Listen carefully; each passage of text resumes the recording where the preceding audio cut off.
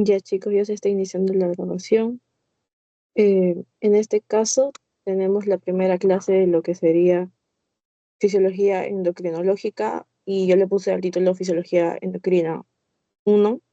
Vamos a tener 3 sesiones de endocrino y vamos a ver en esta sesión lo que son algunos ejes, bueno, ejes HH y ya sea con las gónadas o sea, por ejemplo, también adrenal o relacionada a la tiroides. Entonces, para poder hablar de fisiología endocrinológica, tenemos que tener en cuenta algunas generalidades. Por ejemplo, en general, lo que vamos a ver en endocrino es la producción, liberación, transporte, acción y regulación de las hormonas. Pero entonces tenemos que saber qué es una hormona. Una hormona va a estar definida como un mensajero químico producido por una célula o tejido que actúa sobre células diana específicas. Y esto va a ser de manera local o también puede ser a distancia. Con eso nos referimos a que estas hormonas van a ser transportadas por medio de la sangre. Y esto es con el fin de coordinar algunas funciones biológicas, que también las vamos a ver. Entonces, aparte de esto, el término hormona como tal fue introducido en 1905 por, si no me equivoco, se llama Ernest Starling. Y esto es para describir sustancias como pueden ser excitadoras o estimulantes del metabolismo. Entonces, vamos a ver que estas hormonas son esenciales para el mantenimiento de la homeostasis, la adaptación del medio y también lo que es la regulación de procesos vitales, como puede ser el crecimiento y desarrollo junto con la maduración sexual, también el metabolismo energético, con el metabolismo de, por ejemplo, los carbohidratos, lípidos, la reproducción en general, especialmente en lo que hablamos del sistema reproductor masculino, sistema reproductor femenino, por ejemplo, con la espermatogénesis. Luego, las respuestas adaptativas. Esto está relacionado a lo que es las reacciones ante el estrés. Por ejemplo, esto lo relacionamos ya con el cortisol, ¿cierto? Y también el ciclo sueño-vigilia, que está relacionado a la melatonina. Y también puede ser la respuesta a ritmos biológicos, como ya mencioné, el ciclo sueño-vigilia, porque hay algunas hormonas que van a ser secretadas principalmente en ciertos horarios, se podría decir, y luego en otro horario es casi nula su secreción. Hablando de una comparación, se podría decir, en lo que son el sistema nervioso y el sistema endocrino, podríamos ver que en el caso del sistema nervioso, la velocidad va a ser más rápida, hablamos de milisegundos a segundos. En cambio, en el caso del sistema endocrino, vamos a ver que es un poco más lenta, siendo de minutos a días esta regulación, se podría decir, o su acción. Luego, respecto a los mensajeros, vamos a ver que en el caso del sistema nervioso hablamos de neurotransmisores, mientras que en el sistema endocrino de lo que hablaremos será de hormonas. En el sistema nervioso igualmente vemos el alcance es local o por medio de la sinapsis, mientras que en el sistema endocrino es algo más sistémico y por medio de la sangre, como ya había mencionado. Luego tenemos que la duración de la acción que va a tener el sistema nervioso va a ser corta o inmediata, mientras que el sistema endocrino es una acción mucho más prolongada. Y entre las funciones, principalmente el sistema nervioso se va a caracterizar porque vamos a ver funciones como contracción muscular o los reflejos, mientras que en el sistema endocrino vamos a ver funciones como el crecimiento, por ejemplo, en el caso ya de la pubertad es algo mucho más marcado, como se cambia el cuerpo de básicamente ser un niño, o sea, ser ya un adolescente, también el metabolismo y la reproducción. Además, es importante destacar una estructura que sería el hipotálamo, porque el hipotálamo va a conectar ambos sistemas. Vamos a ponerle acá, hipotálamo.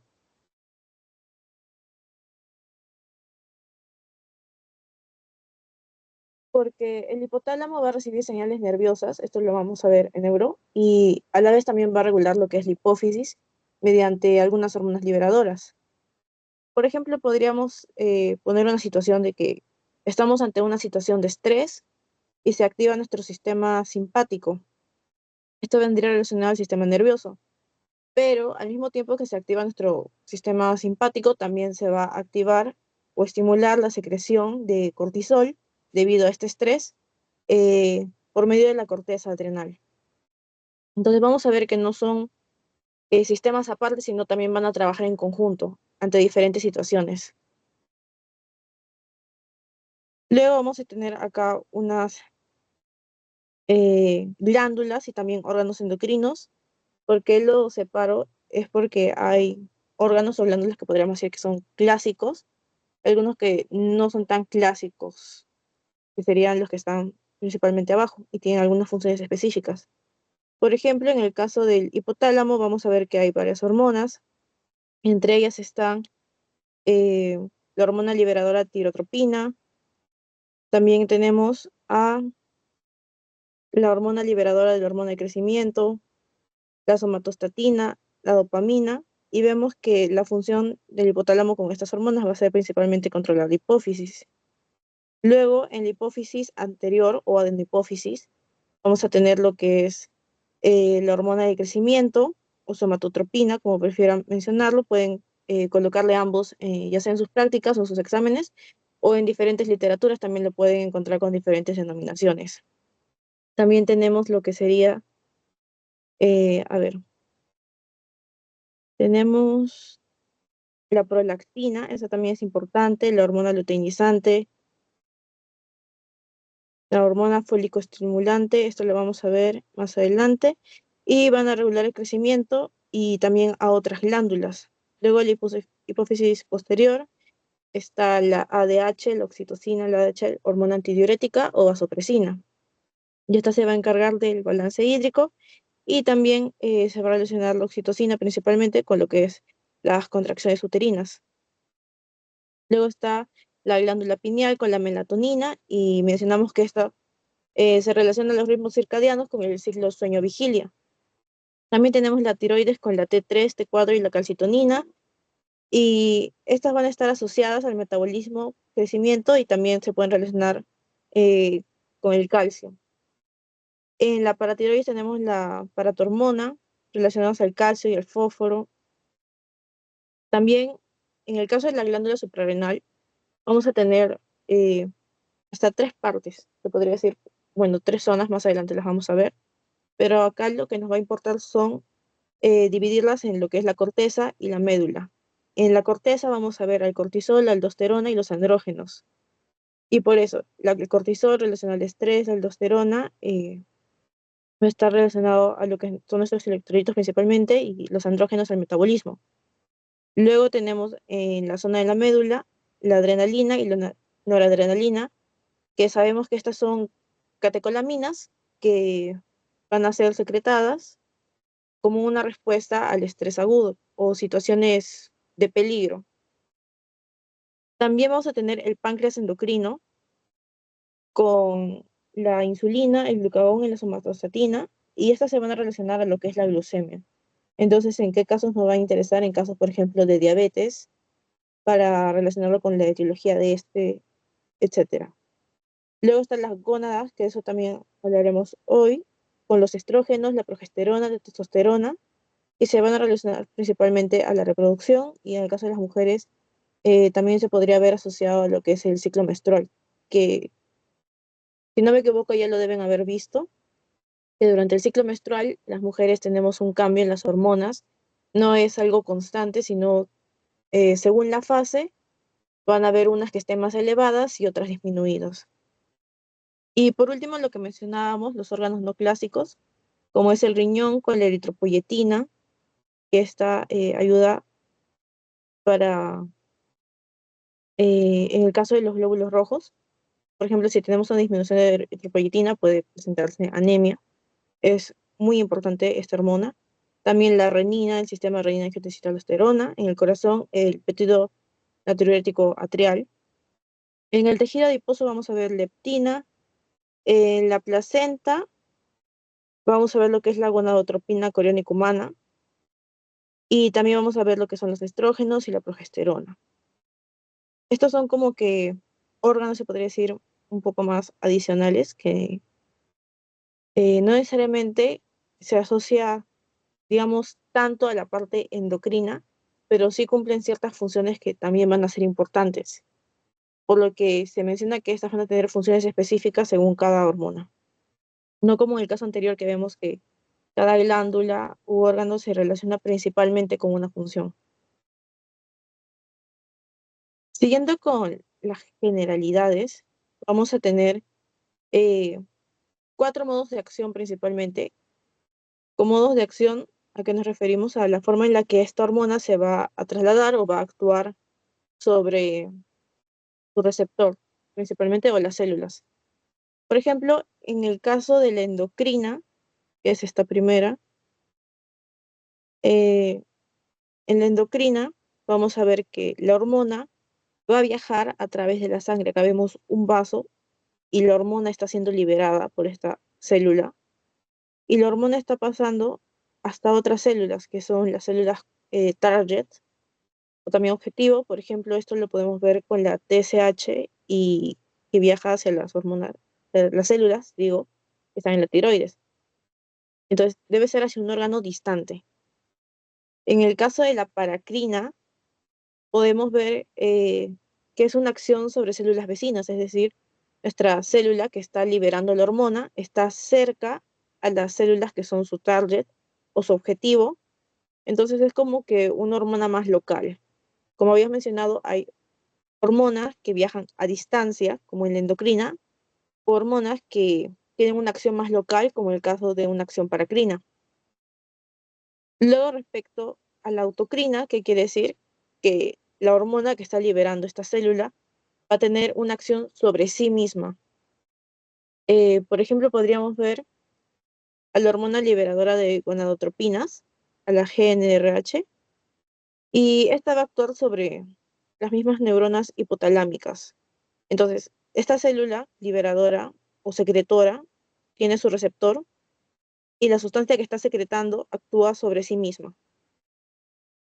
Y luego está el modo de acción que es yuxtacrino. En este caso, vamos a ver que es una acción por contacto directo de membrana a membrana. Entonces, no hay como que un momento de una liberación o un viaje como tal, sino que las células van a estar básicamente juntas una a la otra, más cerca que en el caso de la paracrina.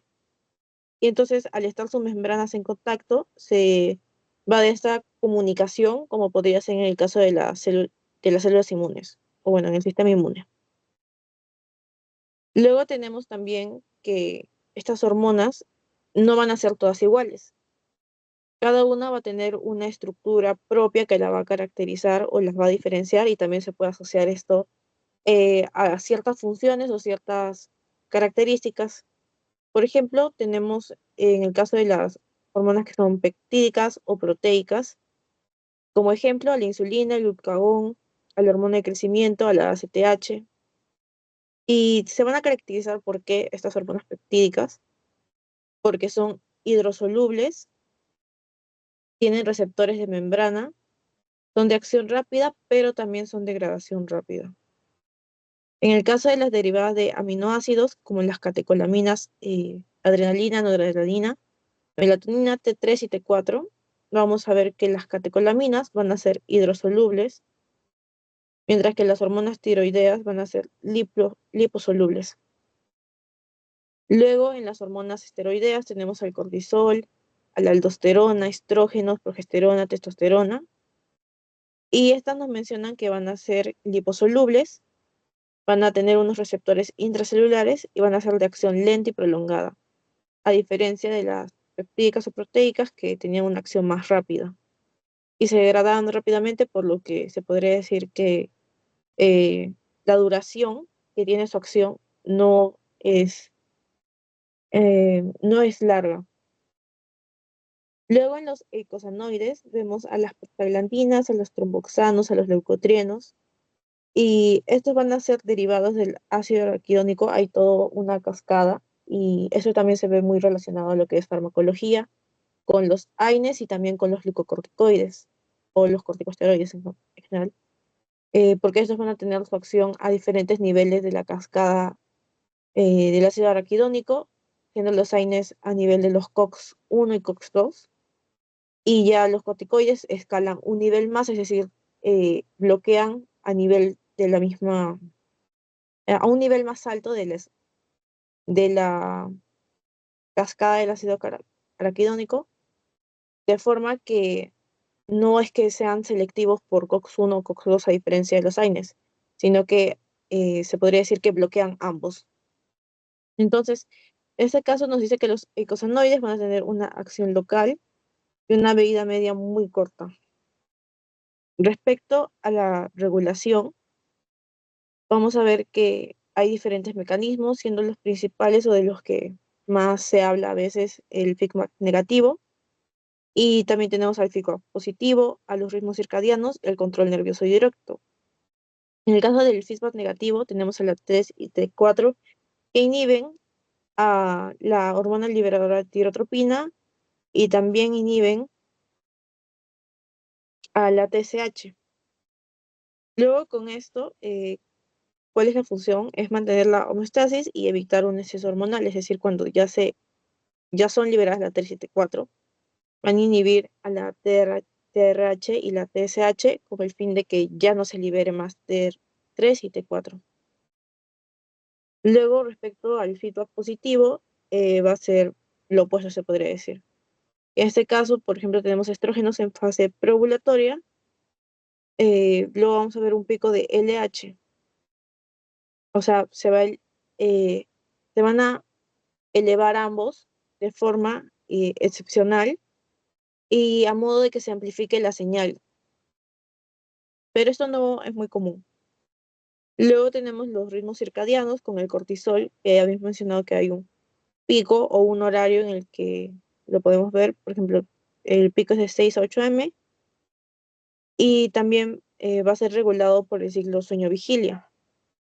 Y luego el control nervioso directo, dado por la médula suprarrenal, liberando adrenalina por estímulo simpático, y se va a caracterizar por ser rápido e inmediato. Ahora, hablando de cuál es la importancia clínica o por qué nos debe importar estudiar la fisiología a nivel de lo que es el sistema endocrino, es porque ¿a qué nos va a ayudar a entender esta parte, digamos, este capítulo? Nos va a ayudar a entender la interpretación de pruebas hormonales, es decir, los resultados que podemos obtener en el laboratorio, también en alteraciones en secreción hormonal, como puede haber hiposecreción, por ejemplo, algo muy común, hipotiroidismo, luego en hipersecreción podríamos ver hipertiroidismo, también podríamos ver síndrome de Cushing, la acromegalia. eh, También es importante tener en cuenta que las hormonas son usadas de forma común en terapias médicas o también se pueden usar moduladores endocrinos para estas mismas patologías que mencioné, que pueden ser por hipo e hipersecreción. Entonces, nos va a ayudar a diagnosticar síndromes clínicos y también a diseñar tratamientos farmacológicos, se podría decir. Entonces, respecto a esto, les voy a hacer algunas preguntas. Les voy a dar 5 minutos y luego cada uno va a tener que responder alguna pregunta. Tenemos 1, 2 y 3.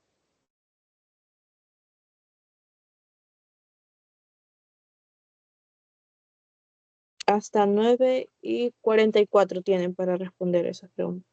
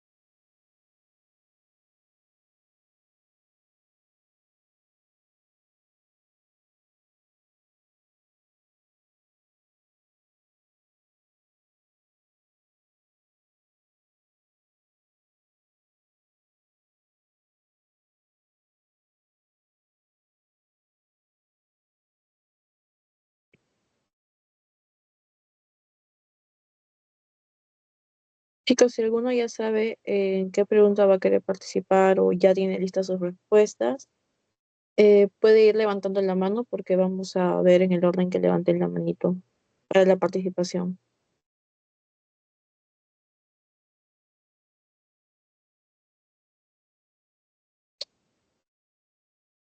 Ya, les queda un minuto para que terminen de resolver porque es importante que, aunque ya hayan resuelto una, igual practiquen con todas.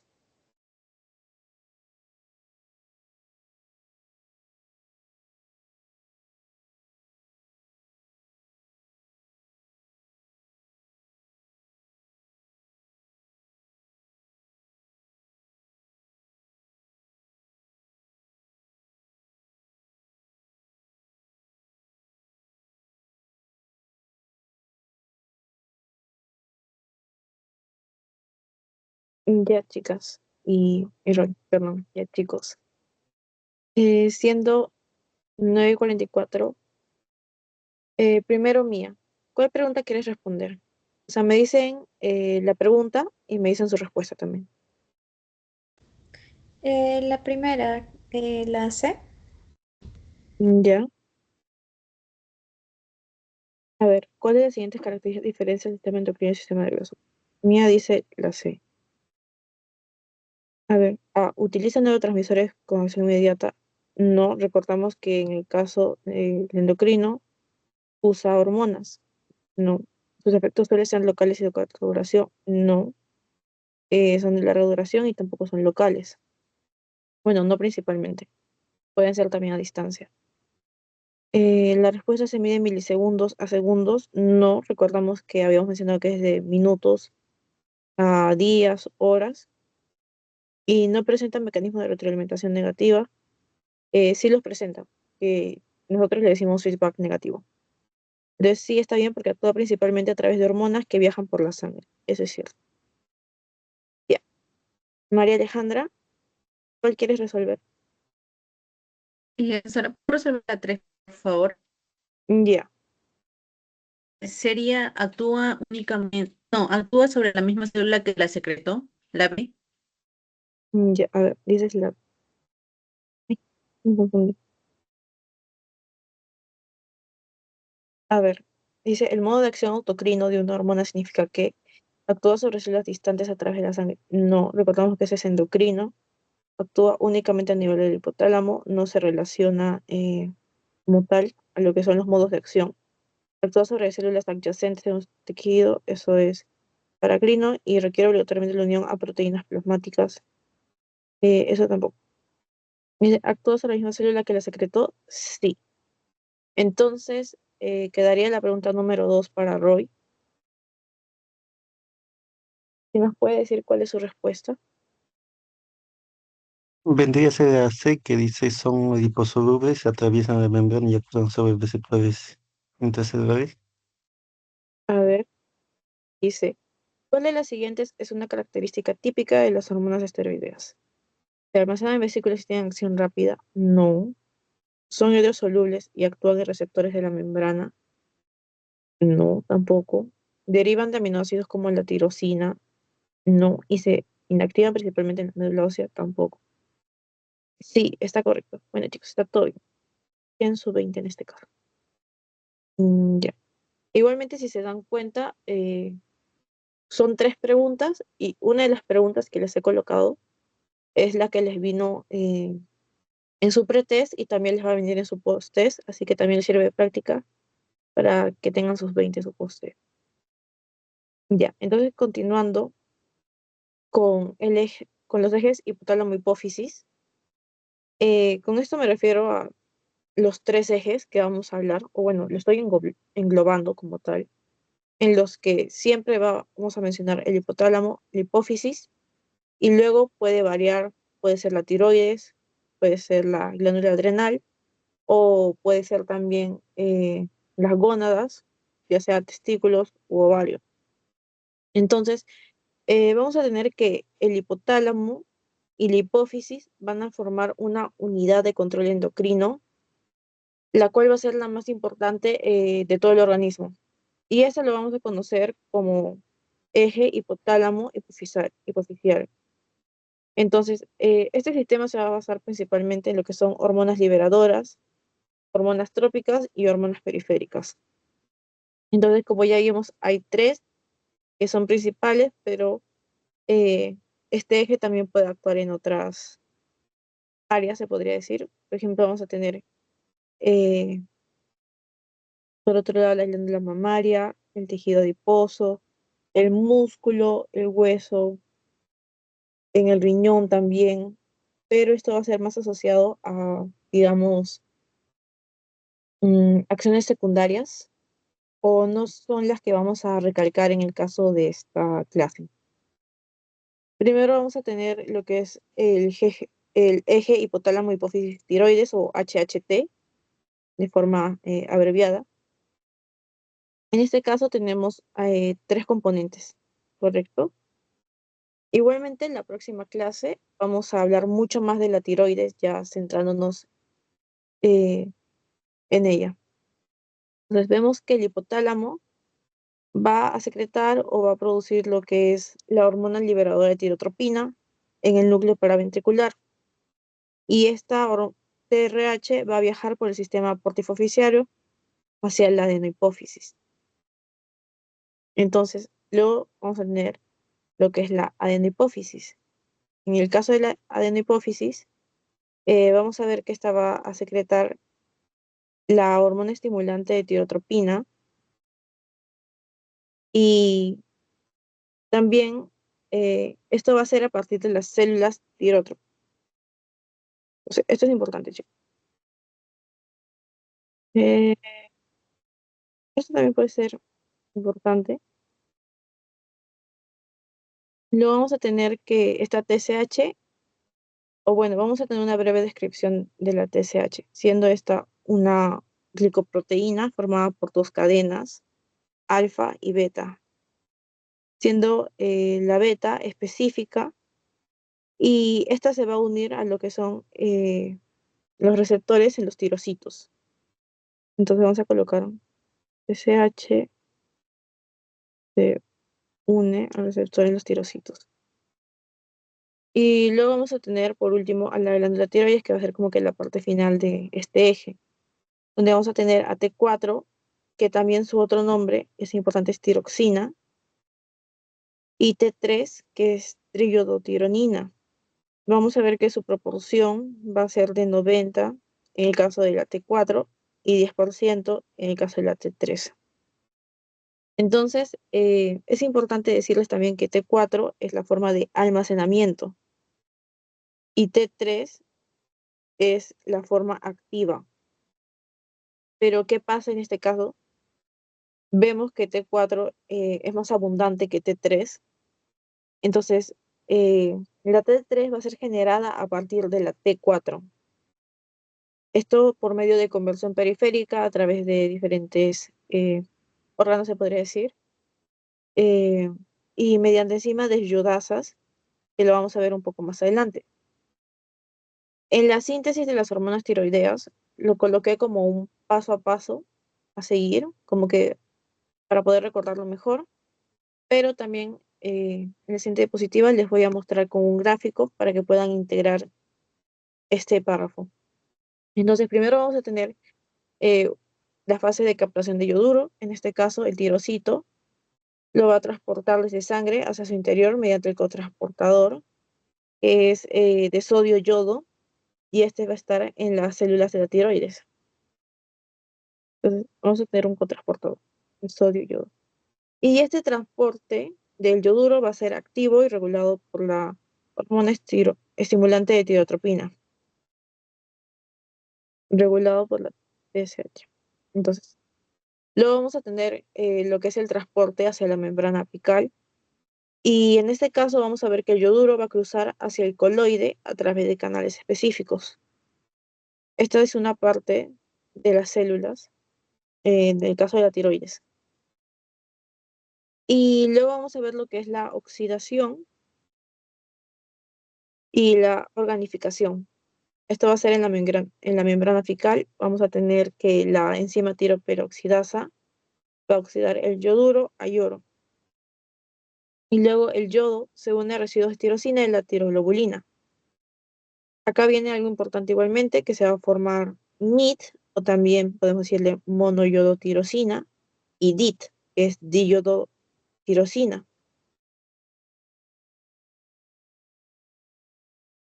Y entonces, ¿por qué son importantes? Porque luego va a haber lo que es una reacción de acoplamiento, donde tenemos NIT más DIT, que nos va a dar a la T3, y DIT más DIT, que nos va a dar a la T4.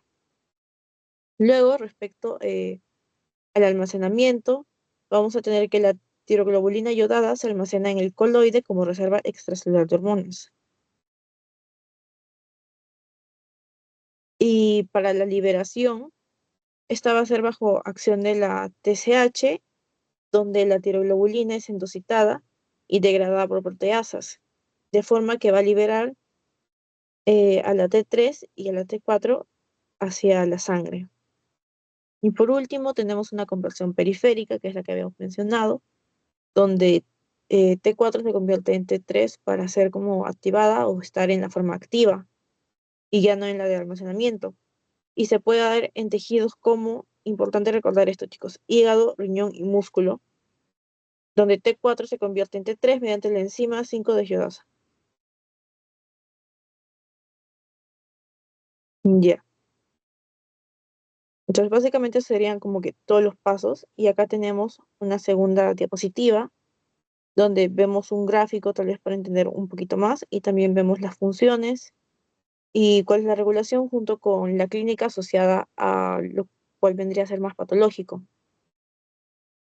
En este caso tenemos primero al hipotálamo, nuestro hipotálamo. En el caso del hipotálamo va a secretar a la hormona liberadora de tirotropina, la TRH, que es la que vemos acá, y esto va a ser desde la eminencia media hacia el sistema porta y hipofisario. Entonces, acá está la eminencia media, está siendo secretada la TRH, y luego esta TRH va a estimular a lo que es la adenohipófisis, nuestra adenohipófisis, y eh, esto va a ser para que pueda producir la TSH. Entonces, cuando las células que vamos a tener, unas células tirótropas en nuestra adenohipófisis, que son estas, vamos a hacerle un zoom acá, vamos a ver que estas van a reaccionar secretando lo que es la TSH. Y la TSH va a ser la principal reguladora de todo lo que es la glándula tiroides. Eso también vamos a resaltar. Luego con esto, la TSH, ¿qué es lo que va a hacer? Si recordamos, va a regular la captación del yodo y también la síntesis de tiroglobulina y la liberación de T3 y T4. Entonces, en estos momentos tenemos ya, gracias a la TSH, actuando sobre la glándula tiroides, T3 y T4. Entonces, T4 recortando va a ser la forma principal, pero almacenada, mientras que 3 va a ser la forma activa a nivel celular. Entonces, respecto a la conversión periférica, nos vamos hacia este punto, donde vamos a ver que a nivel del cerebro y tejidos periféricos que ya hemos mencionado, riñón, por ejemplo, músculo, eh, vamos a tener hasta a esta D2 o enzima de yodasa tipo 2, que va a convertir a la T4 en T3. Es decir, va a convertirla en una forma activada. Y este T3 intracelular es el que va a ejercer la retroalimentación negativa o el feedback negativo, de forma que va a inhibir la secreción de TRH por medio a nivel del hipotálamo. Acá vemos a la T3 que sube. El signo de menos significa el feedback negativo y está neutralizando, se podría decir, o está, su efecto logra que el hipotálamo sea inhibido por secreción de esta TRH. Y luego a nivel de la hipófisis, que es esto, a nivel de la hipófisis, lo que veríamos sería la inhibición de la secreción de TSH. Entonces, ¿qué pasa cuando hay niveles altos de ambos, T4 y T3? Que es lo que vamos a ver más adelante. Cuando hay niveles altos de ambos, de forma general se va a reducir lo que es la secreción de TRH y TSH, debido a que este feedback negativo es principalmente para evitar una sobreproducción de hormonas tiroideas. En cambio, cuando veamos que T3 y T4 van a estar bajos, vamos a ver un aumento de TRH y TSH por medio de la estimulación tiroidea. Entonces, esto va a ser con el fin de lograr las siguientes funciones que eran metabolismo basal, sistema nervioso, crecimiento, metabolismo energético y del sistema cardiovascular.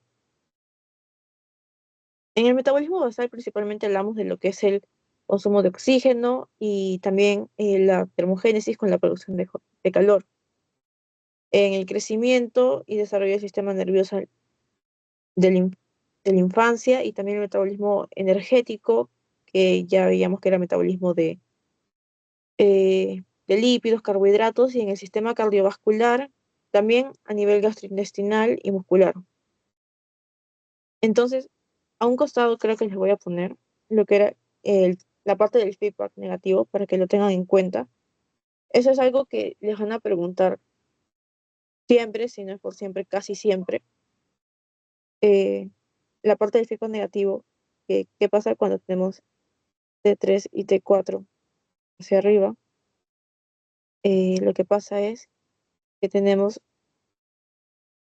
TRH y TSH para abajo.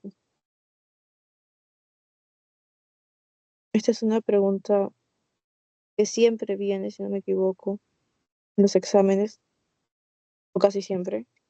Les puede venir incluso como un caso clínico, que les digan como que paciente, tal, se le realiza exámenes o una persona y se ve que tiene eh, TRH y TSH disminuidos. ¿Por qué puede ser esto?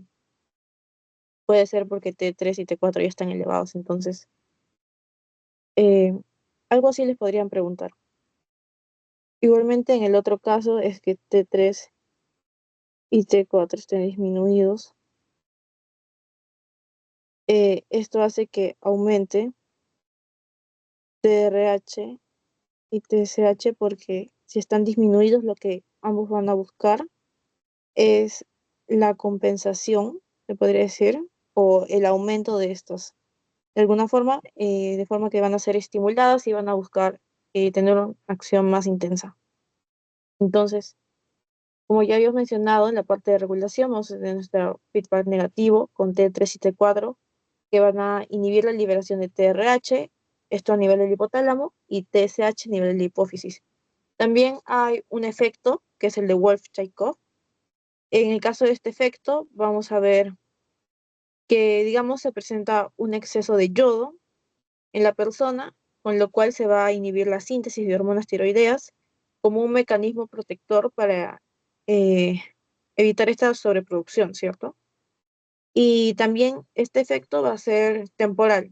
No porque se presente quiere decir que va a ser para toda la vida o que ya la persona está teniendo una enfermedad, se podría decir. Sino es una reacción, un mecanismo temporal.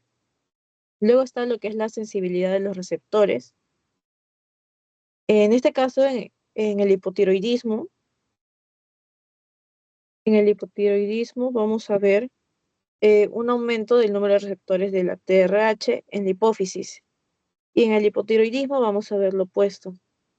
Entonces, también algo que yo hacía en su momento o hasta ahora hago, es que, por ejemplo, si me plantean dos situaciones, siempre me acuerdo de una. Por ejemplo, me acuerdo que en hipotiroidismo aumenta el número de receptores TRH y ya por descarte me acuerdo que en el hipotiroidismo es al revés, entonces disminuye el número de receptores de TRH. Luego en la parte de lo que ya sería la clínica que mencionamos, tenemos cuatro situaciones principales, que serían hipotiroidismo, el bocio endémico y el hipotiroidismo congénito. En el caso del hipotiroidismo, vamos a tener una disminución de T3 y de T4 o un déficit, y vamos a tener, por el contrario, un aumento de la TSH, como ya vimos, es debido al feedback negativo. Y entonces, ¿qué va a presentar esta persona? Va a presentar fatiga, intolerancia al frío y también mixedema. En el caso de una persona con hipertiroidismo, vamos a ver lo opuesto, que va a tener incrementadas las hormonas tiroideas y una disminución de la TSH. En este paciente lo que vamos a ver es taquicardia, vamos a ver una pérdida de peso, entonces esta persona va a ser eh, mayormente delgadas. En el caso del hipotiroidismo también se caracteriza porque vemos personas con sobrepeso, con obesidad, y en el hipotiroidismo hay temblor. En el caso del bocio endémico, lo que vamos a ver es un agrandamiento de la tiroides, esto debido a un déficit de yodo, y también puede ser por hiperestimulación de la TSH, por eso es que puede haber la TSH elevada. Y entonces en este caso, como la TSH está incrementada, consecuentemente se va a disminuir lo que es el T3 y T4. Y como vemos, se caracteriza por el aumento del volumen de la tiroides. Y en el caso del hipotiroidismo congénito, vamos a ver que van a estar disminuidas tanto T3 como T4, y esto se va a asociar a lo que es retraso mental y talla baja. ¿Por qué? Porque si hablamos de lo que es el embarazo, la gestación, el desarrollo fetal, va a ser importante estas hormonas tiroideas para el desarrollo, en el caso cerebral del feto, entre las semanas 20 y 24 de la gestación. Entonces vamos a poner.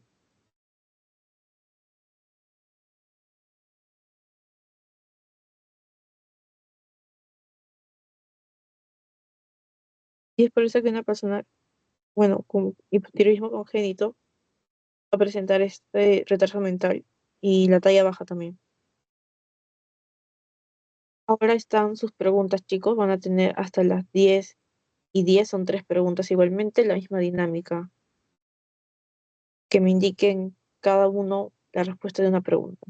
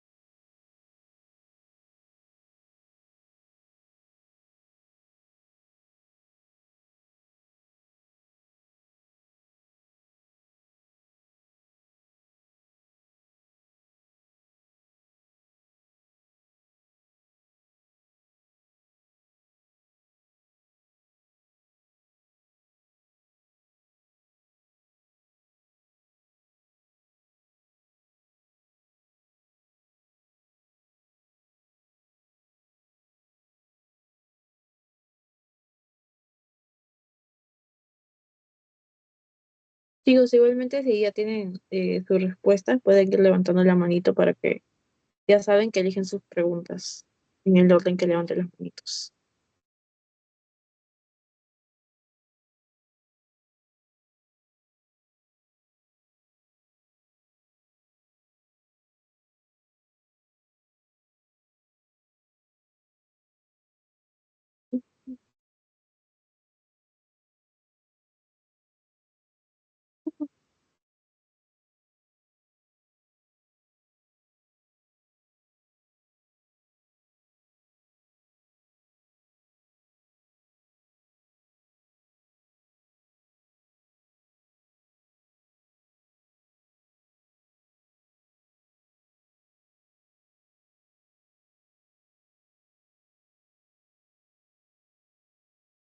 Ya, chicos, siendo 10 y 10, levanten la mano quien quiera empezar. Tengo que hacer 3 preguntas.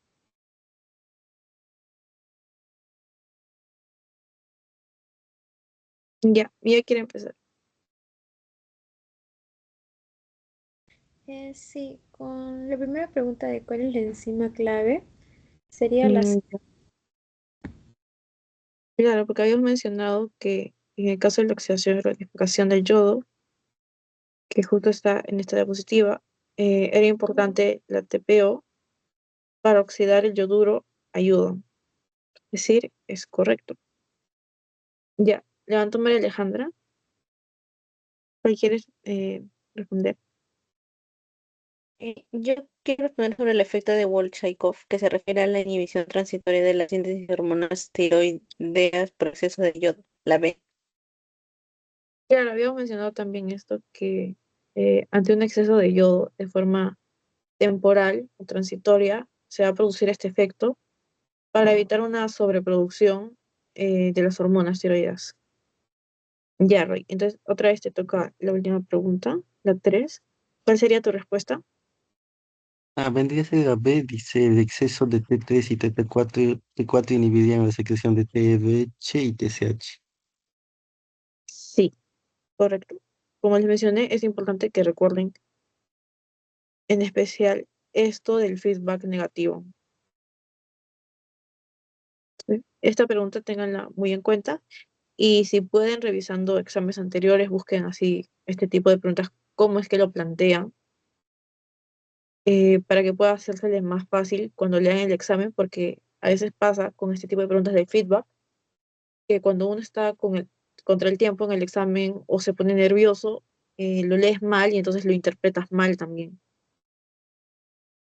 Luego tenemos el siguiente eje. En este caso tenemos el eje hipotálamo, hipófisis, adrenal.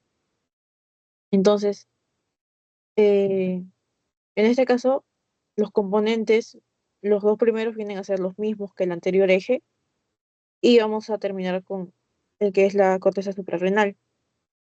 Pero la diferencia es la hormona que se está produciendo, secretando. Entonces, en el caso del hipotálamo, vamos a ver que se produce la CRH. ¿Qué es la CRH? Es la hormona liberadora de psicotropina. Y esto va a ser a nivel del núcleo paraventricular. Y nos mencionan que su secreción va a ser incrementada o se va a ver aumentada con el estrés físico o emocional y con la hipoglucemia también. Luego, respecto a la hipófisis o hipófisis anterior, vamos a ver que un bajo estímulo de esta CRH va a secretar la hormona de la corticótropa, o más fácil mencionarlo con fines didácticos en este caso, ACTH. Entonces, la ACTH va a provenir de la escisión de la prohormona propiomilanocortina, la cual también va a originar endorfinas y la hormona estimulante de melanocitos. Vamos a subrayar esta parte.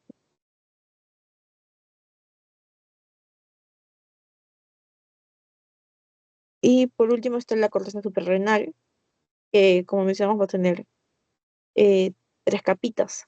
Va a tener nuestra zona glomerulosa, va a tener nuestra zona fasciculada y nuestra zona reticular.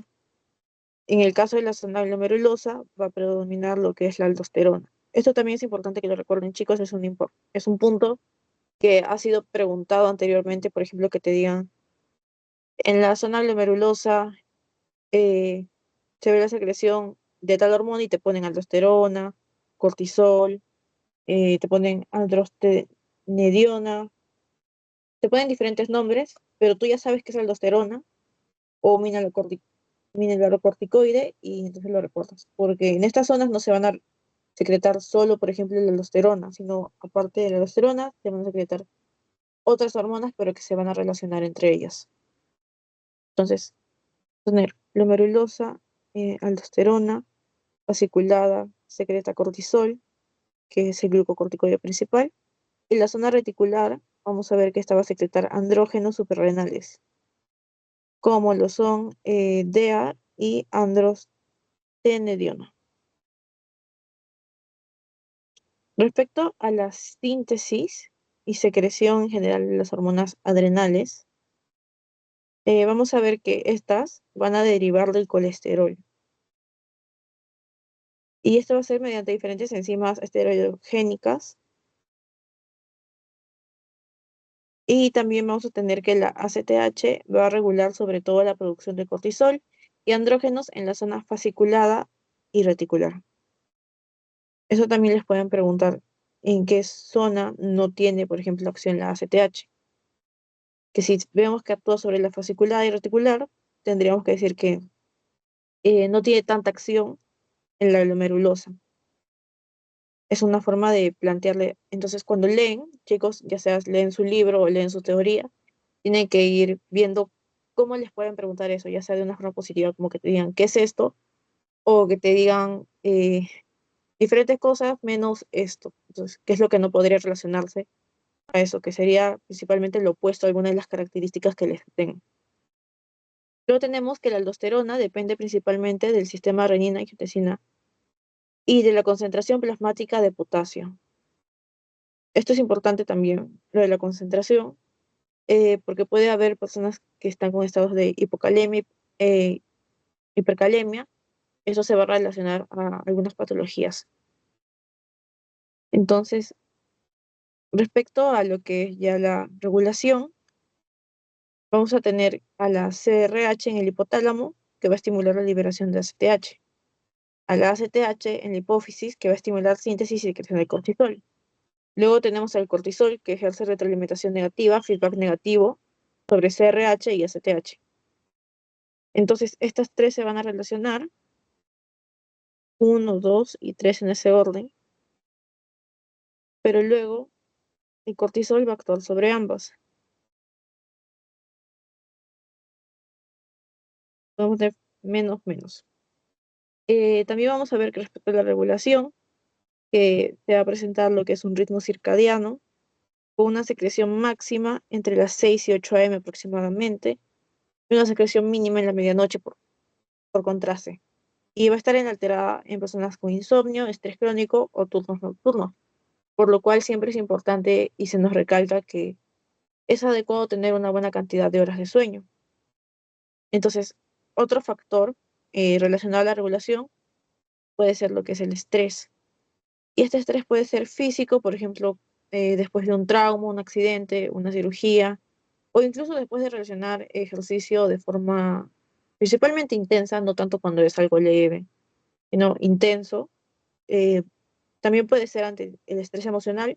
Vamos a ver un aumento de la secreción de CRH, ACTH y cortisol. Estrés aumenta la secreción. Luego acá tenemos lo que son las funciones de estas hormonas, siendo cortisol, aldosterona, andrógenos suprarrenales. Y vamos a tener también un gráfico que nos va a ayudar eh, a identificar un poco o a entender un poco más cómo es que actúa esto.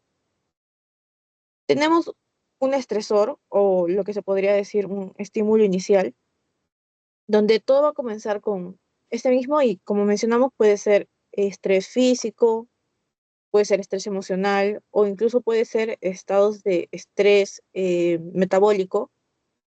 Esto lo podríamos identificar como hipoglucemia o como fiebre. Entonces son reacciones más sistémicas, se puede decir en el caso de la fiebre.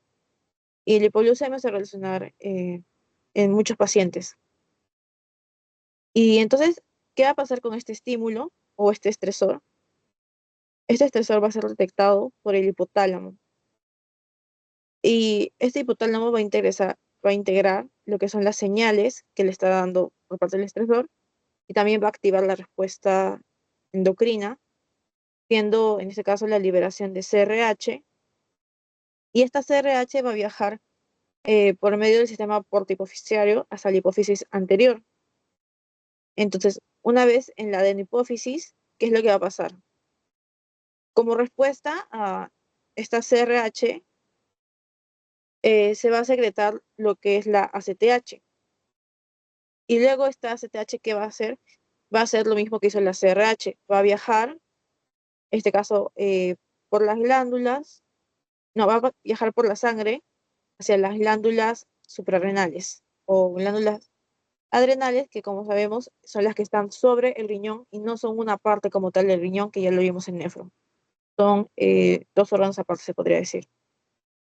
Luego, una vez en la glándula suprarrenal o en la glándula adrenal, como quiera mencionarlo, la ACTH lo que va a hacer es estimular esta corteza, especialmente a nivel de la zona fasciculada. ¿Con qué fin? Con el fin de producir lo que son los glucocorticoides. Estos son glucocorticoides. Glucocorticoides. Entonces, una vez que se da esto, recordando que el principal glucocorticoide mencionábamos que era el cortisol. Una vez que se da esto, vamos a ver que el cortisol, el glucocorticoide, se va a unir a la sangre con su proteína transportadora, siendo CBG. Y cuando ya se tiene esta proteína transportadora, ya están unidos, se va a ver las acciones del cortisol, las cuales pueden ser metabólicas, inmunológicas, reproductivas, pueden estar relacionadas al crecimiento, pueden ser neuroconductuales. Por ejemplo, vamos a tener que va a incrementar la glucosa en la sangre, va a inhibir el sistema inmune. ¿Por qué va a inhibir el sistema inmune? Porque va a disminuir la cantidad de linfocitos, de citocinas, de eosinófilos, entonces nos va a poder en un estado probablemente de inmunosupresión. Entonces, la inhibición del crecimiento es principalmente en el caso de los niños por medio de un efecto catabólico, también la reproducción, esto va a ser, ¿por qué era? Ya, sí, va a ser por el exceso de cortisol, afectando a lo que es el eje que sigue a este, que sería el eje gonadal. Entonces, en el caso de las mujeres, en los ovarios, y en el caso de los hombres, en los testículos.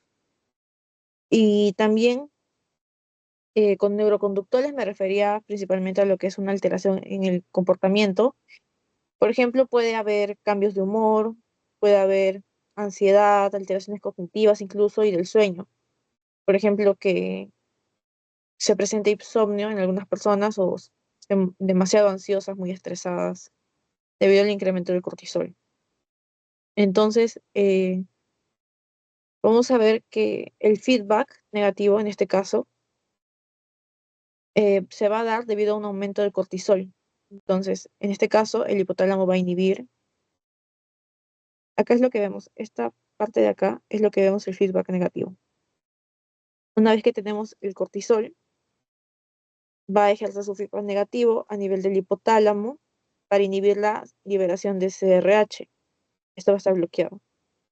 Y consecuentemente se va a inhibir también la inhibición de ACTH, con lo cual vamos a lograr que la respuesta al estrés no sea excesiva y tampoco sea prolongada. Respecto a las funciones de cada una de estas hormonas, principalmente de la que más se va a hablar es el cortisol. Es el cortisol y vamos a ver que va a actuar en el metabolismo de los carbohidratos, de los lípidos y las proteínas. En el caso de los carbohidratos, vamos a ver que aumenta la gluconeogénesis hepática. También va a disminuir la captación de glucosa en músculo y tejido adiposo, con lo cual colabora, o se puede decir que se asocia a la resistencia a la insulina.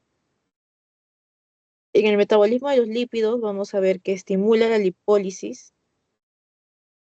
Esto también, estas características son importantes, chicos, de cada una de estas hormonas. Y también esto es debido a la movilización de los ácidos grasos. Y ante el exceso de cortisol, puede producir una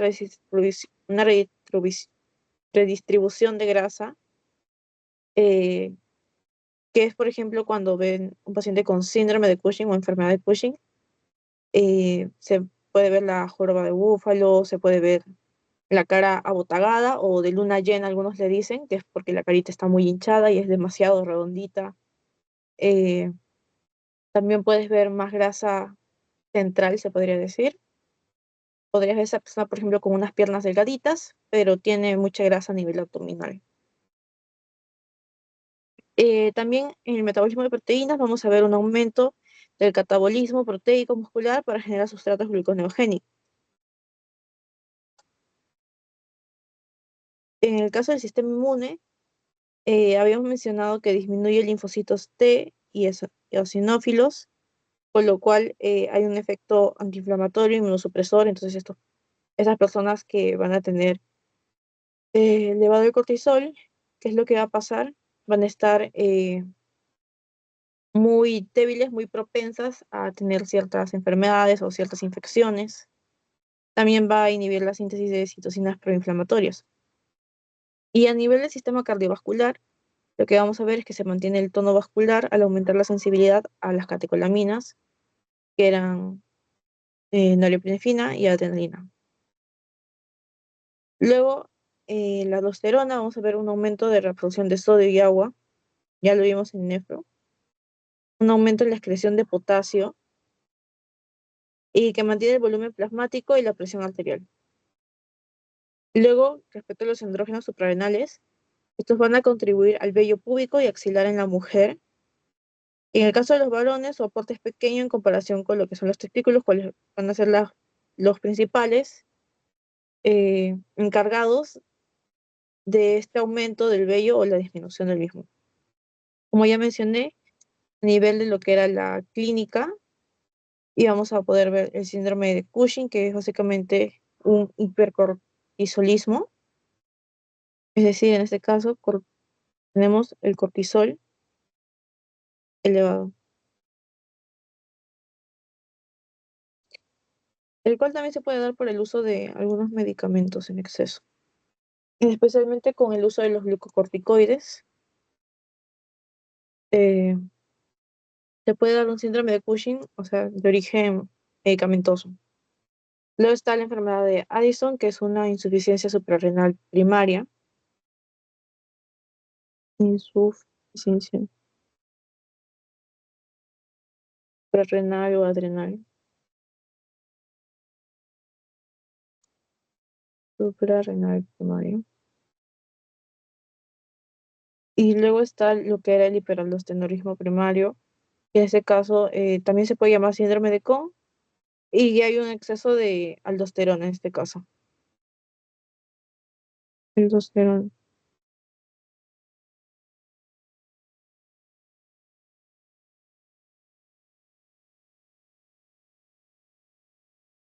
Bien.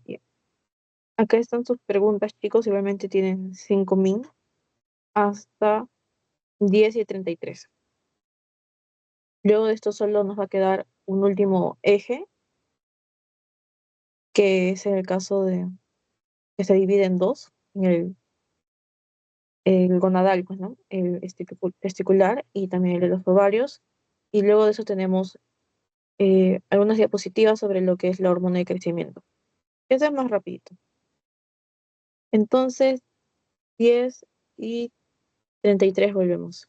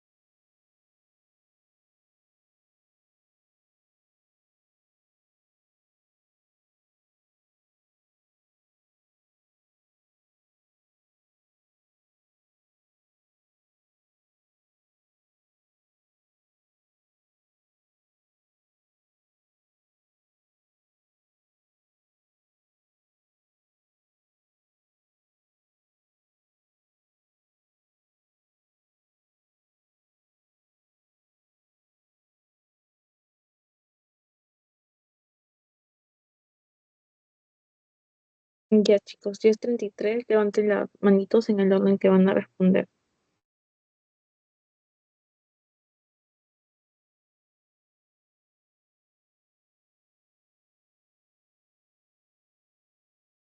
Son las penúltimas tres preguntas.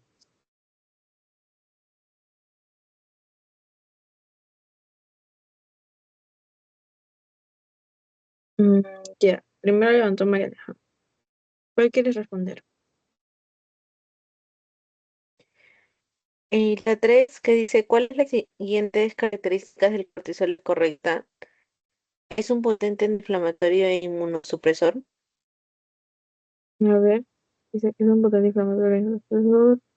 Disminuye la gluconeogénesis por acá. No, habíamos visto que el aumento de sensibilidad de los tejidos a la insulina no se asocia a la resistencia a la insulina. Por el contrario, reduce la lipólisis en tejidos de pulpo.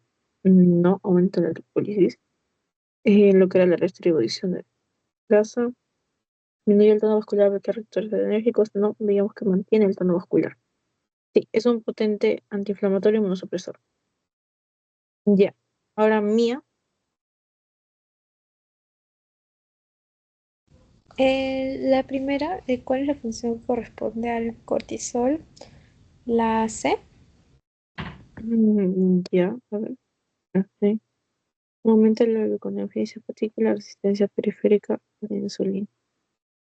Bueno, también por lo que ya mencionamos en la pregunta 3, se podría decir que sí, porque lo de la refracción renal de sodio y excreción de potasio, veíamos que era aldosterona, disminuye la lipólisis, no, le aumenta y favorece el almacenamiento de grasa, estimula la ovulación en la mujer y la formación del cuerpo lúteo, no. ¿Es ese otro? Y disminuye la sensibilidad vascular a las catecolaminas, no. Que es similar a la respuesta B. Ya. Entonces sí está bien la C, 2C, luego la pregunta 2 le tocaría a Roy. Vendría a ser también la zona glomerulosa. Sí, chicos, creo que acá me equivoqué y puse todas C.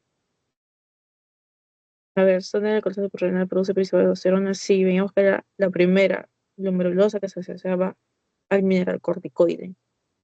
No la zona fascicular ni la reticular. La médula suprarrenal y la hipófisis no tienen nada que ver en este caso. Solo hablamos de las otras tres zonas de la parte de la corteza. La médula es otra parte, la hipófisis no tiene nada que ver. Ya. Aquí estaríamos con el último eje, se podría decir, que sería el eje hipotálamo hipófisis gonadal. En este caso, vamos a ver igualmente los primeros dos componentes iguales y vamos a ver la diferencia con, al final, las gónadas, que son los testículos y los ovarios. En el caso del hipotálamo, esta va a secretar la GnRH o la hormona liberadora de gonadotropina. Y esto va a ser en pulsos. Entonces, la frecuencia y amplitud de los pulsos determina la liberación diferencial de LH y FSH. Vamos a rellenar esto. Ujú.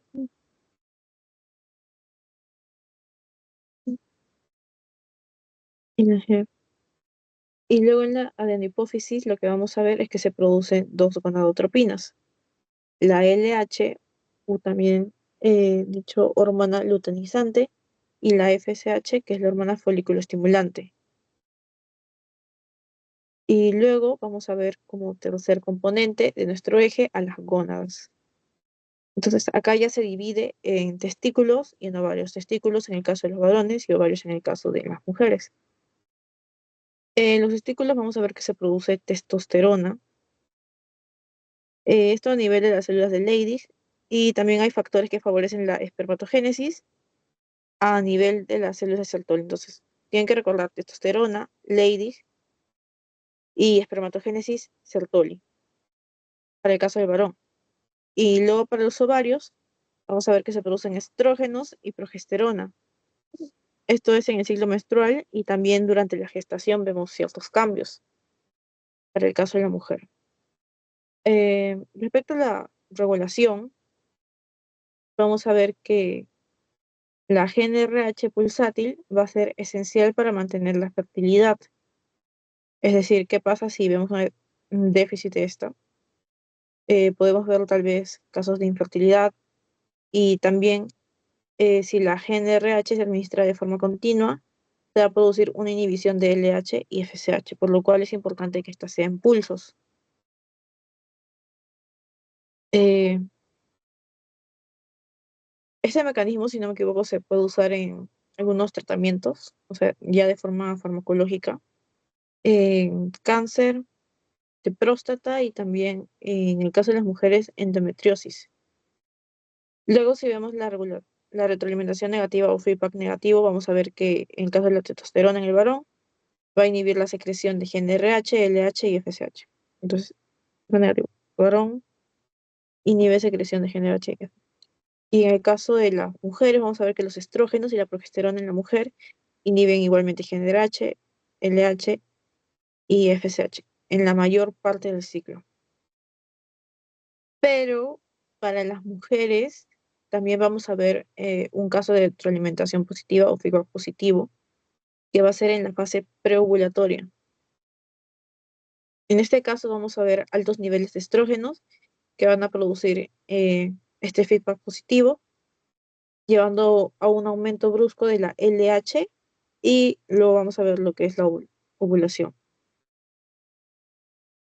Entonces, como modo de resumen, está este cuadrito donde vemos las hormonas, el órgano y la función que tiene. Entonces, vamos a ver que a nivel del hipotálamo están la hormona GnRH y luego va a actuar sobre la adenopófisis, que dice órgano blanco, o puede ser el target. Luego vamos a ver la función principal, que estimula la liberación de LH y FSH. Luego la hipófisis anterior, con la LH y FSH, va a actuar sobre las gónadas, con la regulación reproductiva. Por último, a nivel de las gónadas, vamos a ver a los estrógenos, a la progesterona, la testosterona, y como órgano blanco vamos a tener a los órganos reproductivos y también al sistema nervioso central. Entonces, la función que van a tener estas hormonas van a ser la reproducción, caracteres sexuales secundarios. Eh, entonces, ahora vamos a ver lo que es el hipotálamo, hipófisis, testículo, que es un eje dentro del eje de hipotálamo, hipófisis gonadal. Entonces, este sería el HHT. En este caso, tenemos igualmente una imagen que nos va a explicar a modo de resumen, donde podemos ver principalmente que tenemos en primer lugar el hipotálamo. Luego, con este hipotálamo vamos a ver que va a producir y liberar la GnRH, que no se ve en esta parte, pero vamos a ver.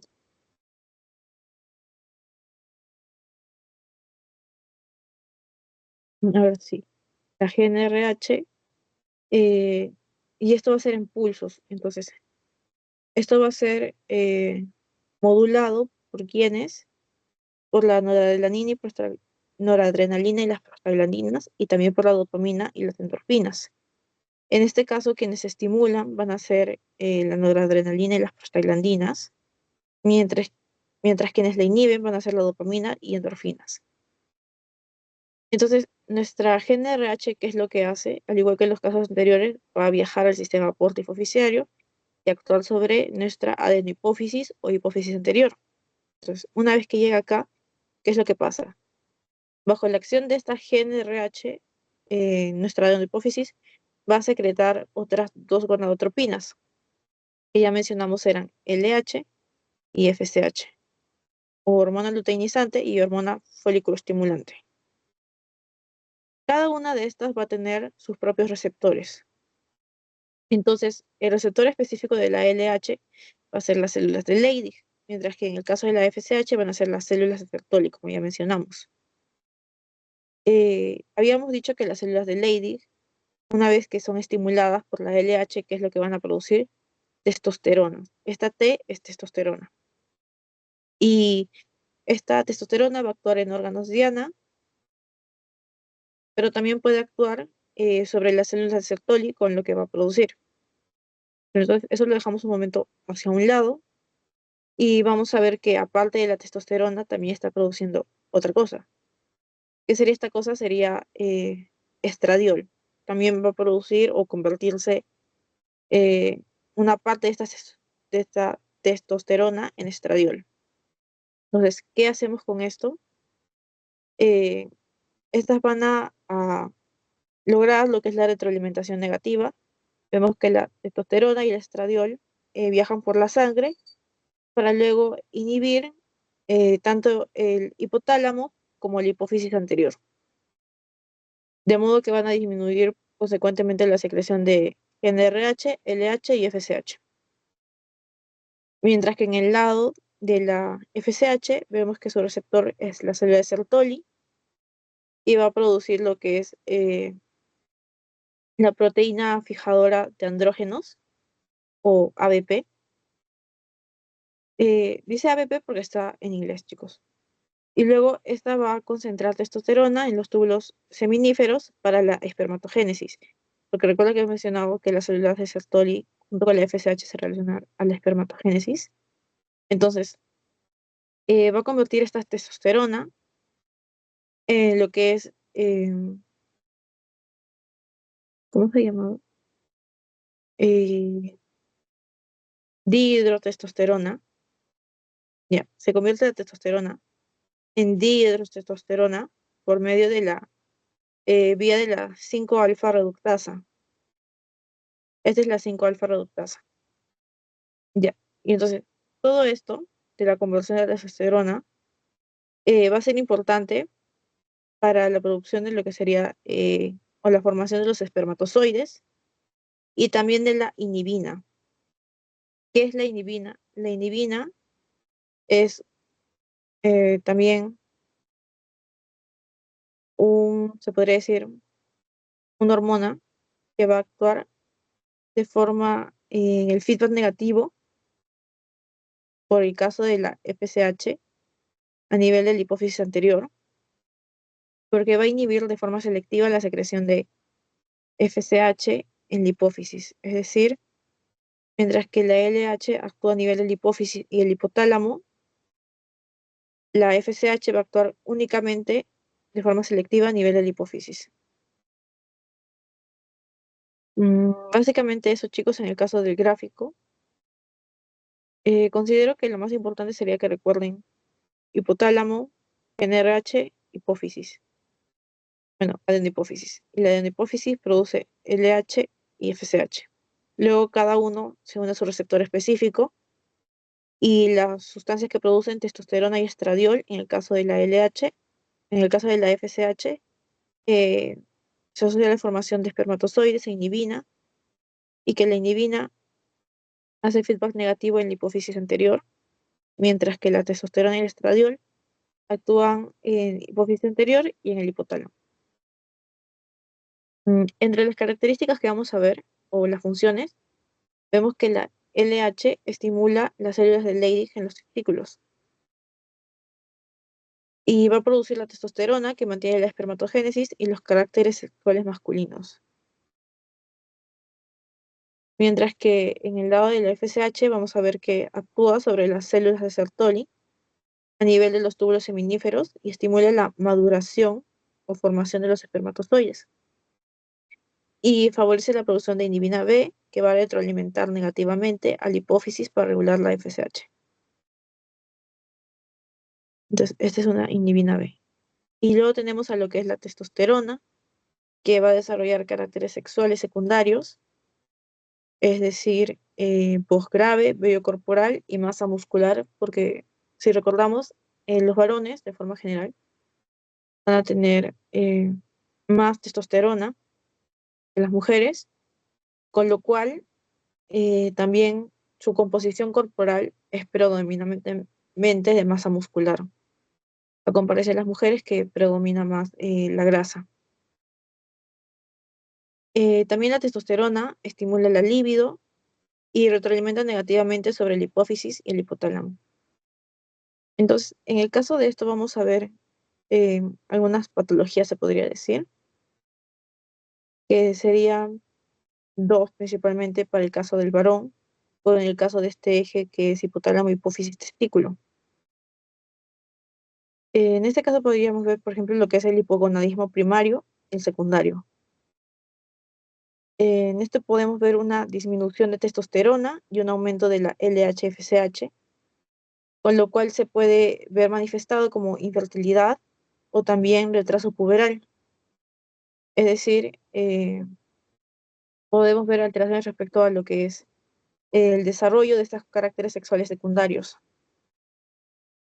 También en el hipogonadismo secundario vamos a ver una disminución de testosterona y en este caso va a haber una disminución del LH y del FSH, igualmente causando infertilidad y también asociado a lo que sería una disfunción sexual. Por último, en el caso de la infertilidad masculina, vamos a ver alteraciones, por lo general, en lo que sería la espermatogénesis, lo cual se relaciona a la LH, ¿cierto? Luego tenemos al hipotálamo, hipófisis, ovario. En este caso también tenemos una imagen, que es el zoom. Entonces, tenemos nuestro sistema nervioso central y vamos a ver que en el hipotálamo igualmente se va a producir lo que es la GnRH liberada en pulsos. Y esta va a ser regulada por señales del sistema nervioso central. Por ejemplo, pueden ser neurotransmisores, pueden ser hormonas, factores como el estrés o algunas emociones, incluso puede afectar la nutrición en este caso. Entonces, vamos a tener que nuestra adenohipófisis o hipófisis anterior, la GnRH va a estimular la secreción de dos hormonas, igualmente la LH y la FSH. Luego con estas vamos a tener la estimulación de dos células, las células de la teca y las células de la granulosa. En el caso de las células de la teca van a estar estimuladas por LH y las células de la granulosa por FSH. Entonces, en las células de la teca se va a producir andrógenos, como menciona acá, andrógenos, y principalmente podría ser lo que sería testosterona y androstendiona, no, androstendiona. En el caso de las células de la granulosa, vamos a ver que se expresa la enzima aromatasa. En el caso de esta enzima, vamos a ver que va a convertir los andrógenos en, en estrógenos. Es decir, vemos que la teca manda estos andrógenos y la célula de la granulosa con la aromatasa va a transformarlo en estrógenos. Entonces, aparte de esto, el estradiol también se va a producir inhibina, al igualmente que en el caso anterior, y la inhibina va a inhibir por el mismo nombre o regular de forma negativa, le va a hacer un feedback negativo a la, sí, a la FSH. Le va a hacer un feedback negativo a la FSH en la adenohipófisis, de forma selectiva también. Y en el caso de la activina, porque acá sí tenemos una activina que está acá, lo que va a hacer es potenciar la acción de la FSH a nivel de la adenohipófisis. Luego tenemos otro caso, que es en la fase lútea, que hemos mencionado, esta viene después de la ovulación. Y entonces, en este caso vamos a tener nuestro cuerpo lúteo y este va a secretar lo que es la progesterona. Ya, no está como tal progesterona, pero a lo que se refiere con eso sería con los gestágenos. Y en ese caso va a preparar el endometrio para la implantación. Entonces, acá hay como que una teoría, se podría decir, que son de dos células y dos gonadotropinas, las gonadotropinas y las células. Entonces, tenemos que la granulosa los convierte a los andrógenos bajo la FSH, mientras que la célula teca nos va a producir los andrógenos como tal bajo la LH. Y va a haber una retroalimentación. En el caso de los estrógenos, va a generar la retroalimentación negativa sobre GnRH, LH y FSH. Vemos a los estrógenos que tiene diferentes líneas. Acá y acá. Entonces está desde el inicio, se podría decir. Pero en el caso de la fase preovulatoria, lo que vamos a ver es niveles altos y sostenidos de estrógenos que cambian en retroalimentación positiva que le habíamos mencionado. Y con esto se va a producir un pico de LH, que desencadena como tal la ovulación. Y luego en el caso de la progesterona, lo que va a pasar es que va a inhibir la GnRH y la LH. Acá vemos, inhibe la GnRH y la LH. Y con esto, a nivel de la fase lútea, se va a evitar una nueva ovulación. Por eso es en el caso de los embarazos. Luego vamos a ver a la activina, que potencia la secreción del FSH, ¿sí? Y por último tenemos nuestros tejidos Diana y los efectos que se pueden producir a causa de todo este eje. Vamos a tener en primer lugar, por ejemplo, a nivel del sistema nervioso central o con los efectos conductuales, vamos a ver regulada la conducta sexual, la temperatura corporal y también todo lo que era la retroalimentación. También podemos ver en el caso de las mujeres, en las mamas, el desarrollo glandular y en el caso del endometrio, por acción de los estrógenos, progesterona, todo eso, vamos a ver en el caso de los estrógenos una proliferación para el endometrio y en el caso de la progesterona una transformación secretora. Entonces, en las funciones de lo que ya mencionamos, vamos a ver, la LH, cuando hay un pico de LH se desencadena la ovulación. Y tras la ovulación se estimula la formación del cuerpo lúteo, que produce progesterona y estrógenos. El cuerpo lúteo produce progesterona y estrógenos. Tenemos que la FSH estimula el crecimiento y maduración de folículos ováricos y favorece la producción de estrógenos en células de la granulosa. La progesterona es secretada por el cuerpo lúteo y prepara el endometrio para la implantación y mantiene el embarazo temprano. Y luego tenemos que los estrógenos favorecen proliferación del endometrio, participan en el desarrollo de caracteres sexuales secundarios femeninos. eh, Podría ser, por ejemplo, en este caso, una voz más aguda. Y tenemos también un efecto bifásico en la retroalimentación.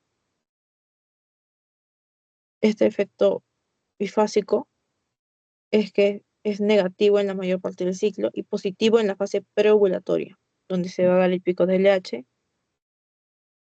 Y vamos a ver dos posibles patologías principalmente, que es el síndrome de ovario poliquístico, donde las hormonas se ven alteradas por un aumento de la LH y de los andrógenos, mientras que la FSH puede estar o normal o baja.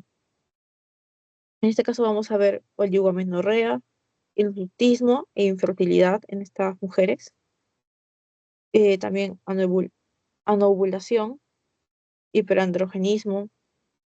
En el caso de la menopausia, vamos a ver una disminución muy marcada de los estrógenos y un aumento de la LH y de la FSH. Y las mujeres pueden presentar sofocos, osteoporosis y atrofia genital.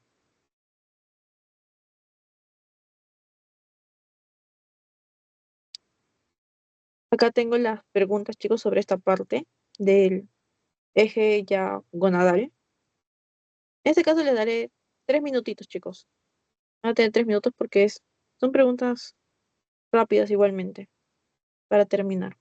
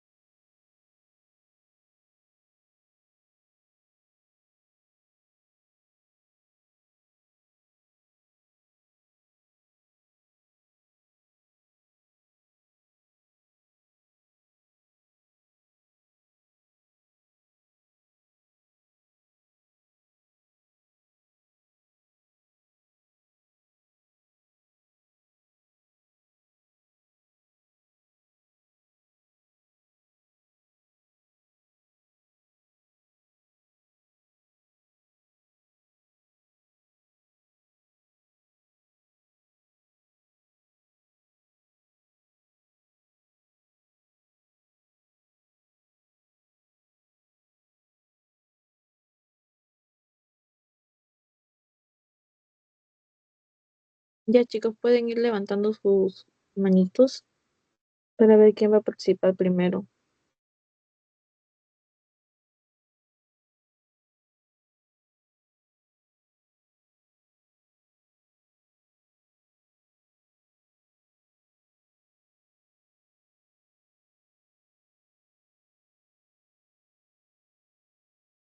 Ujú, ujú.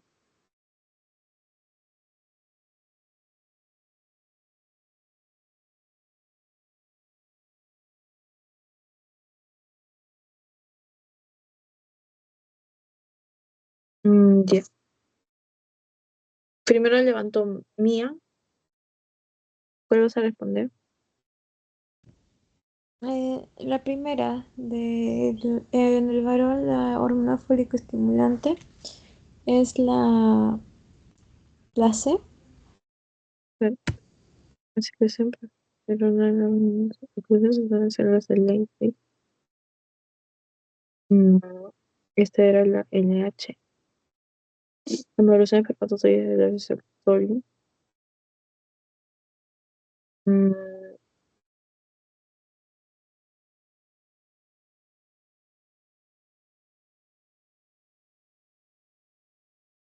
Ay, estoy dudando, chicos, entre esos dos. La liberación de leche desde la posición. No. Síntesis de andrógenos en la corteza renal. No. En células de Sertoli.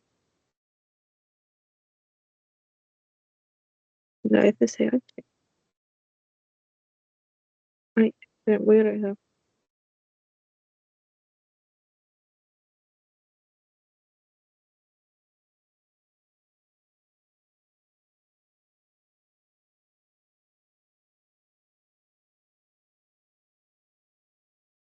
Mm,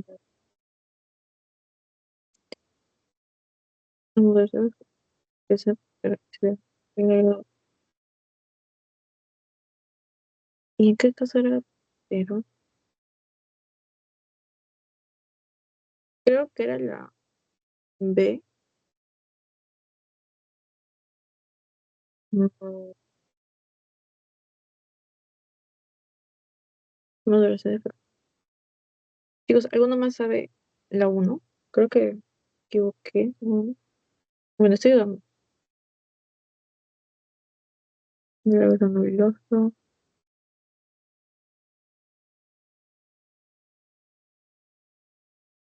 Sería, creo que la B, porque ahí te dice en el varón te habla y lo que es la secreción de progesterona en células glandulosas sería, en el caso A de ver, la mujer, en los ovarios, creo que sería. a ver.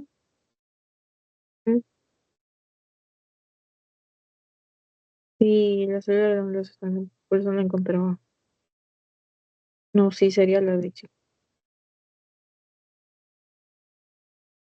Ah, bueno, recordaba haber leído. Ya. En el caso siguiente, María Alejandra.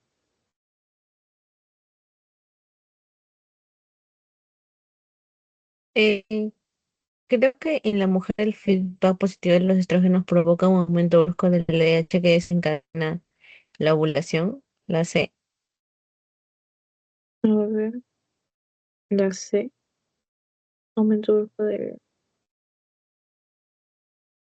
feedback positivo, disminución de FH y LH. No. Es el efecto negativo. Inhibición de la ovulación. Mm, Es progresivo de progesterona durante la fase follicular. Igual sea no elimina B, no.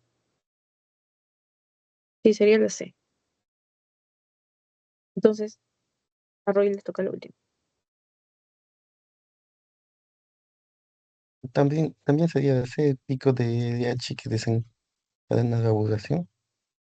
Claro, estas dos preguntas son parecidas. Alguna de esas creo que estaba en su pretest. Ya, chicos, por último tenemos ya una parte más rápida, que es de la hormona de crecimiento. En este caso, con la hormona de crecimiento, respecto a su síntesis, vamos a ver cuatro puntos: el lugar de producción, la estructura y el control hipotalámico, junto con la secreción pulsátil.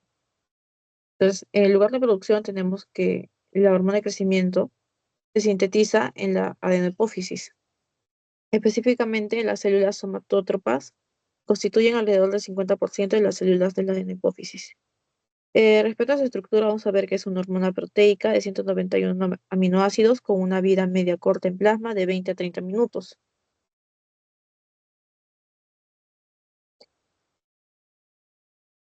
Eh, También vamos a ver respecto al control hipotalámico, que se va a relacionar a lo que es la GHRH, la hormona liberadora de GH, que estimula su secreción, y a la somatostatina, que es la hormona inhibidora de GH.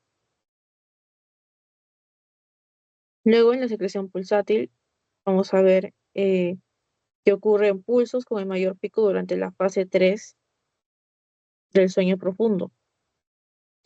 Y los niveles son más altos en la adolescencia y disminuyen con la edad. Creo que es algo que ya debe estar claro porque obviamente si hablamos de la hormona de crecimiento, por ejemplo, un adulto ya no crece. Se dice que uno crece hasta cierta edad, ¿cierto? Siendo principalmente durante la pubertad que se dan estos cambios en la altura. Entonces vamos a tener estímulos que aumentan y estímulos que disminuyen la pH. Principalmente podemos recordar en lo que es ya lo más fisiológico, digamos, o lo normal, lo que son los estímulos que aumentan. Por eso están como que resaltaditos. Entonces, vamos a ver que aumenta el sueño profundo, el ejercicio, el estrés agudo, el ayuno, la hipoglucemia. También estamos la grelina, que esto está a nivel del estómago, y luego tenemos la pubertad con los estrógenos y la testosterona. Y los estímulos que disminuyen la GH son lo opuesto: la hiperglucemia, los ácidos grasos libres elevados, la somatostatina, la obesidad, el envejecimiento y una GH elevada debido al feedback. Luego, respecto a esto, vamos a ver en su metabolismo. Primero tenemos en la circulación. En este caso, la GH circula en sangre libre o unida a una proteína transportadora, que es GHBP, y esta va a ser derivada del receptor de GH. Luego, respecto a su degradación, vamos a ver que se metaboliza principalmente en el hígado, donde además ejerce su acción más importante. Luego vamos a ver el control hipotalámico, donde la GH estimula la producción hepática de IGF-1, siendo este factor de crecimiento insulínico tipo 1, también llamado somatomedina C. Y entonces tiene como que dos nombres. Eso era lo importante. Y es responsable de gran parte de los efectos anabólicos y también de crecimiento. Luego tenemos que la IGF-1 tiene una vida media más larga que la GH, siendo esta de 12 a 15 horas, lo que lo convierte en un buen marcador clínico. Respecto a los receptores de la GH, vamos a ver que se une a receptores de membrana, los cuales van a ser pertenecientes a los receptores de citocinas.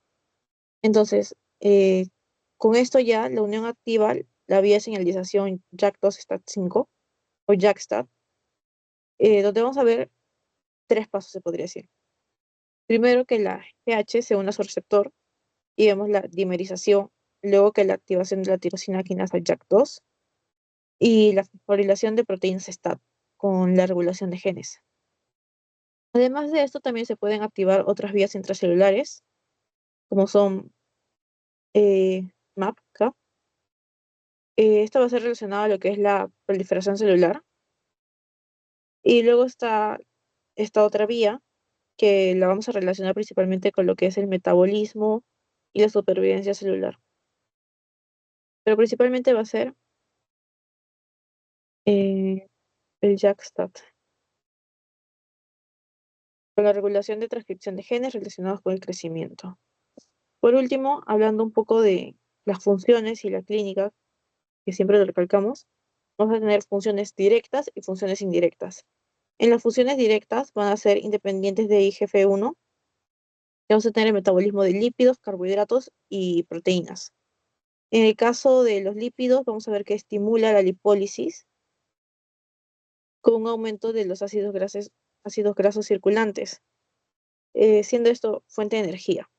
Luego tenemos el metabolismo de carbohidratos, que reduce la utilización de glucosa en tejidos periféricos, lo cual da un efecto hiperglucemiante,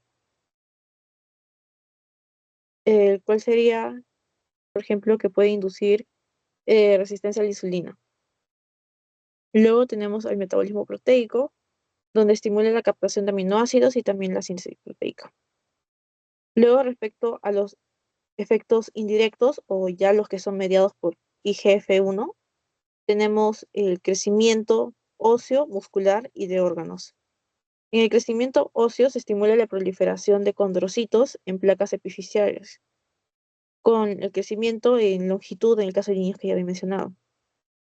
Luego tenemos eh, crecimiento muscular con un aumento en la síntesis proteica y tamaño de fibras musculares. Y por último, un crecimiento de órganos que va a promover el crecimiento de hígado, riñones, corazón, piel y también otros tejidos que puedan aumentar de tamaño. Por último, respecto a la clínica, vamos a ver, por ejemplo, algunos trastornos. En el caso del déficit de la hormona de crecimiento, pero en el caso de niños, o sea, porque puede ser dividido el déficit y el exceso en niños y en adultos.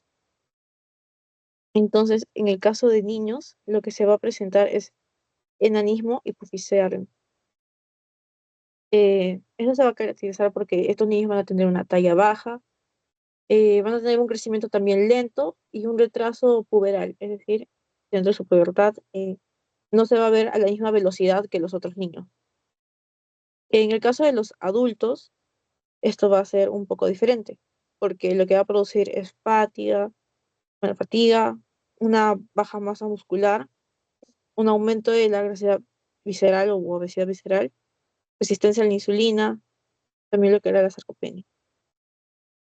Y luego en el caso nuevamente de los niños, pero ya hablando del otro lado, el otro extremo del exceso, un exceso de la hormona de crecimiento los lleva al gigantismo, eh, el cual va a haber un crecimiento desproporcionado en su talla o un aumento de la longitud muy proporcionado. Y esto es antes del cierre epifisario. Y luego, respecto al exceso de GH en adultos, no se va a ver gigantismo, sino se va a ver acromegalia. En este caso, hablamos del crecimiento de manos, pies, mandíbula, el engrosamiento también de la piel y visceromegalia. Esto no se da solo en hombres, también puede ser en mujeres eh, y puede ser asociado a adenomas hipofisarios, productores de hormona de crecimiento. Por ejemplo, acá veríamos una persona con la descripción que mencionamos, con una mandíbula más pronunciada o más grande. Luego, si se le realiza exámenes de imágenes, o por ejemplo una radiografía, se podría ver la visceromegalia con los órganos más grandes de lo normal. Y acá es el caso del enanismo de los niños. Y como mencionamos, lo del adenoma hipofisario, estos pueden ser los productores de GH y se podría caracterizar por la cefalea o también podrían presentar a las personas algunas alteraciones visuales. Ya, chicos, por último, las últimas tres preguntas y terminamos. Les voy a dar hasta a ver, 3 min, 3 min más y terminamos.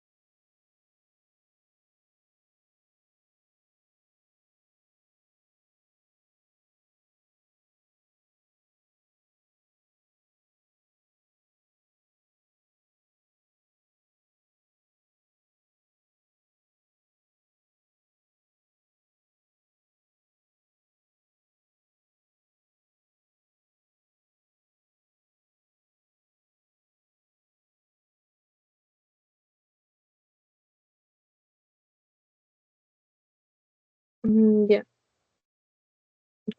Ahora sí, chicos, ya pasaron los 3 minutitos. Vayan las dos manos. Veo que Mía ya levantó. Mía, ¿en cuál quieres participar? En la segunda, porfa. A ver, es Eh, una... Ya, ¿cuál sería? la C. A ver, estimulación de la lipólisis, aumento de la célula. Una dependencia de crecimiento, longitud de largo. No, es un efecto indirecto. Hipertrofia muscular tampoco. Aumento de la proliferación de condrocitos en cartílago epifisiario tampoco. Crecimiento de órganos como hígado y corazón tampoco. Sí, está bien la C. Ya.